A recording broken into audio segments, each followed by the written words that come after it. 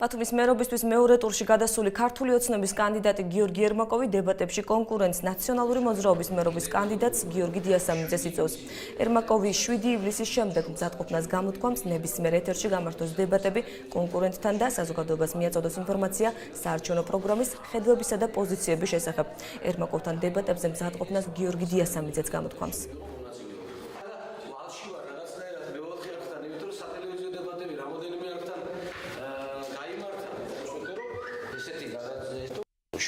ივნისიდან ნებისმიერ დროს ვინაიდან წინა საარჩევნო შეხვედრები გვაქვს, ჩვენი დადგენილი პროგრამა გვაქვს და ამისათვის რომ ჩვენმა კონკურენტმა იცოდეს, მე შევთავაზე ჩვენს კონკურენტს ნებისმიერ სატელევიზიო არხის მეშვეობით განხორციელდეს სატელევიზიო დებატები, რაც მნიშვნელოვანი იქნება ამრჩევლებისათვის, მნიშვნელოვანი იქნება ბათუმელებისათვის, რომ კაფეოდ დაფიქსირდეს ჩვენი პოზიცია, ჩვენი ხედვები.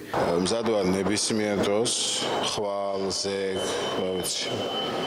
მეორე ტურის დანიშნის თარიღი მოგეხსენებათ ჯერ კიდევ გაურკვეველია და ცოტა გადაიწევს ვადაში.